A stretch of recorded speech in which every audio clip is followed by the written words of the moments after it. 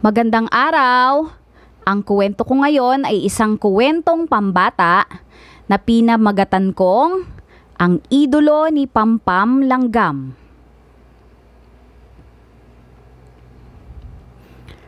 Paunawa, ang kuwento kong ito ay pawang kathang-isip lamang at walang kinalaman sa totoong buhay ng sinuman. Ang anumang pagkakahawig sa mga pangalan ng tauhan, lugar at pangyayari ay hindi po sinasadya. Bantog ang mga langgam sa buong sitio Kulisapan sa pagiging matiyaga at masipag. Hindi sila kailanman nauubusan ng makakain tuwing sumasapit ang tag-ulan. Hindi kasi nila sinasayang ang kanilang panahon sa pamamasyal at pakikipaghuntahan. Maging sa eskwelahan, mataas din ang tingin ng mga batang langgam, lalong-lalo na kay Pampam. Bukod sa masipag ay matalino rin siya. Isa pa, mahilig siyang kumanta at tumula. Ang mga kulisap kay sarap mahalin, mabini malambing at mabubuti rin. Likas ang talino't pagka masunurin, nagmula sa langit sa Diyos na butihin. Ang husay mo talagang tumula, Pampam. Masyadong madamdamin. Naluha pa nga si Farang Paru-Paru at si Gomang Gamo-Gamo. Sabi ni Linong Lamok, ang isa sa matalik na kaibigan ni Pampam. Hindi naman nakapagtataka iyon, Lino. Magagaling talaga ang mga langgam sa pagtula at pagkanta. Sa aming lahi, wala man lamang marunong tumula ni kumanta. Dagdag papuri ni Imaw na Langaw, ang isa rin niyang matalik na kaibigan. Ano ba naman kayo?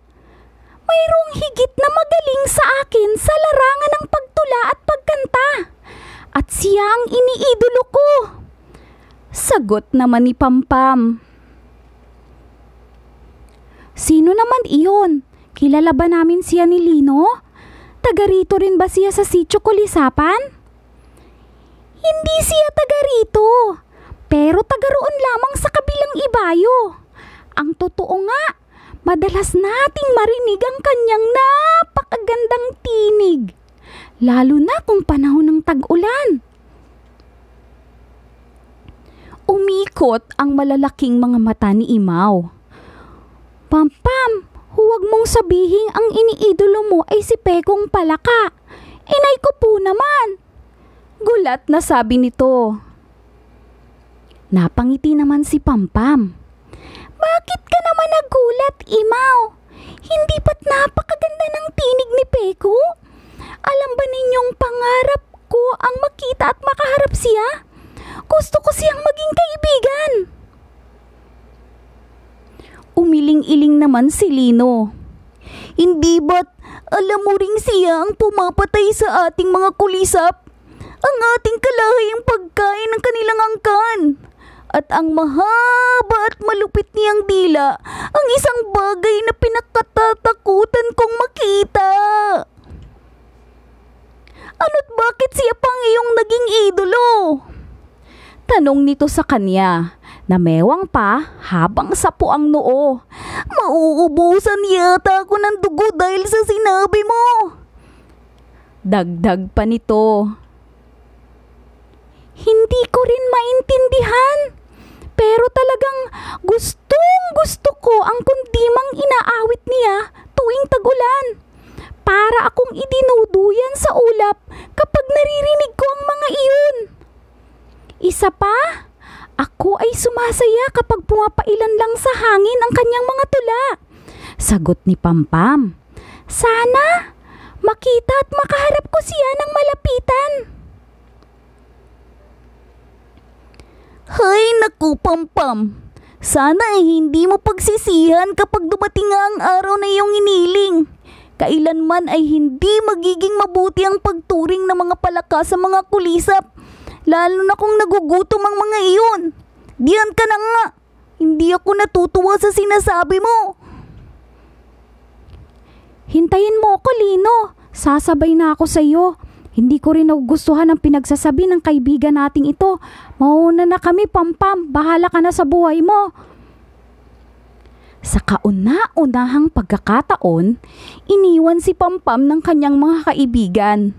Hindi naman niya inalintana ang pagkainis ng dalawa. Alam naman niyang lalamig din ang ulo ng mga ito at muling lalapit sa kanya. Ang masaklap nga lamang ay mag-isa siyang maglalakad pa uwi ngayon. Madalas kasi siyang iniaangkas ni Imaw sa mga pakpak nito. Habang naglalakad ay pakanta-kanta at patula-tula si Pampam. Nang mapagod ay naisipan niyang magpahinga sa ilalim ng mga dahon ng damong Maria. Gustong-gusto kasi niya ang amoy ng naturang dahon. Para siyang lumalakas kapag nalalanghap iyon, katulad rin ng mga gagambang nabugbog sa laban.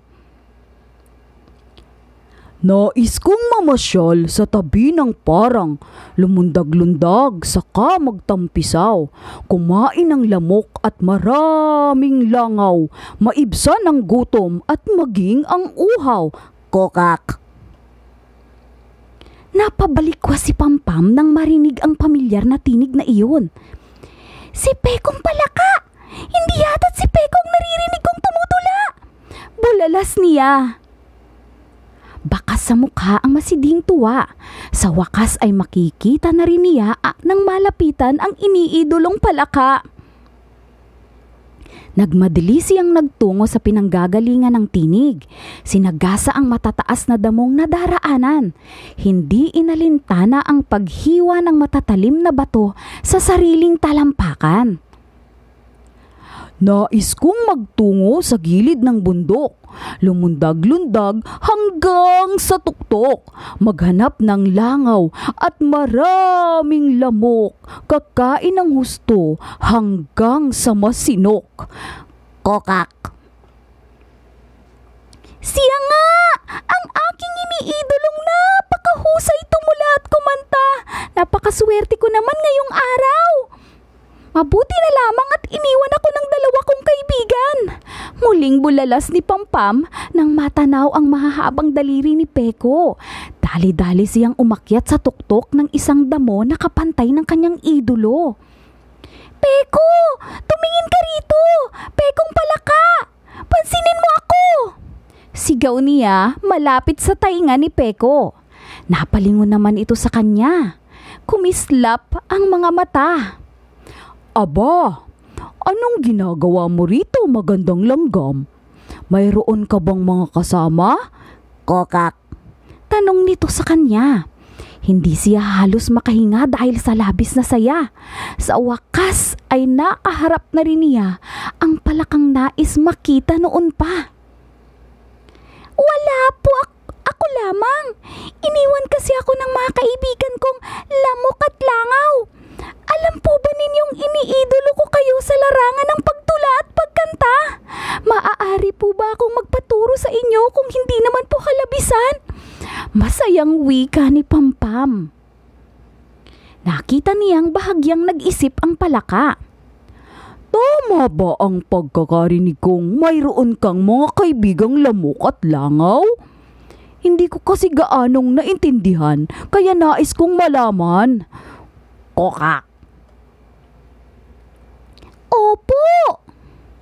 Sumilay ang matamis na ngiti sa mga labi ni Peko. Kung ganoon, tuturuan kita ng magagandang tula at kanta bukas. Pero gusto kong isama mo rito ang iyong mga kaibigan. O kahit na ang buong sityo kulisapan, sabihin mong magkakaroon ako ng libreng konsyerto. Magbibigkas din ako ng magagandang tula para naman madagdagan ang aking mga kaibigan. Kokak! Kaagad namang naniwala si Pampam. Tama nga siya. Karapat-dapat na maging idolo ang palakang ito. Heto nga at maghahandog pa ng libreng konsyerto at mga tula para sa kanilang sityo. Maling-mali ang mga kulisap sa pagkakakilala rito. Nang makapagpaalam kay Peko, dali-dali siyang bumaba mula sa mataas na damo. Ihahatid niya ang magandang balita sa mga taga-sityo. Patula-tula pa siya at pakanta-kanta habang tumatakbo.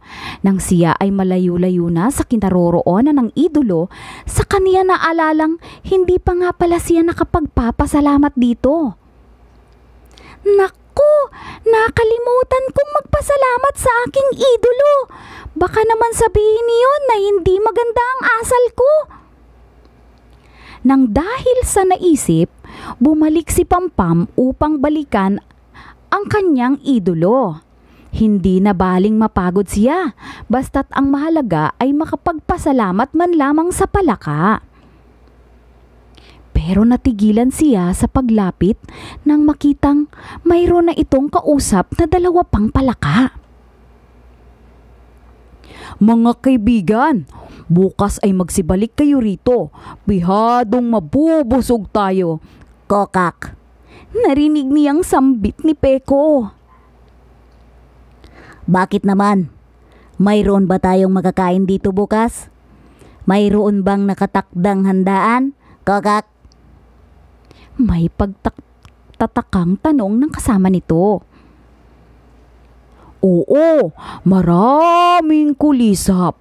Mayroon kasing isang ututong langgam na nakipag-usap sa akin kanina. Idolo niya ako sa larangan ng pagtula at pagkanta. Ang sabi ko'y isama rito bukas ang kanyang mga kaibigan, maging ang buong sitio Kulisapan. Kokak. Narinig ni Pampam ang paghalakhak ng mga kasama ni Peko. Ang akala ko ba'y matatalino ang mga langgam? Abay, manggagaling pa pala sa kanilang lahi ang magkakanulo sa buong sitio Kulisapan. Kokak. Pauyam na saad ng isa pang palaka. Hindi na pinatapos ni Pampam ang pag-uusap ng mga palaka. Tumalikod na siya at mabilis na lumayo mula sa lugar na iyon. Nasaktan siya at nalungkot dahil matagal niyang hinangaan at tiningala si Pekong palaka. Pero ngayon din niya napatunayang tama ang kanyang mga kaibigan at ang buong sitio Kulisapan. Pagkain lamang ang turing ng mga palaka sa kanilang angkan. Magmula noon, tinanggap na ni Pampam ang katotohanang hindi niya kailanman maaaring maging kaibigan si Peko. Binura na rin niya ang pangarap na magpaturo dito. Magkaganoon man, nananatili itong kanyang idolo sa larangan ng pagtula at pagkanta. Tuwing sumasapit ang tag-ulan, ay pinakikinggan pa rin niya ito mula sa malayo. Maraming salamat po, paalam!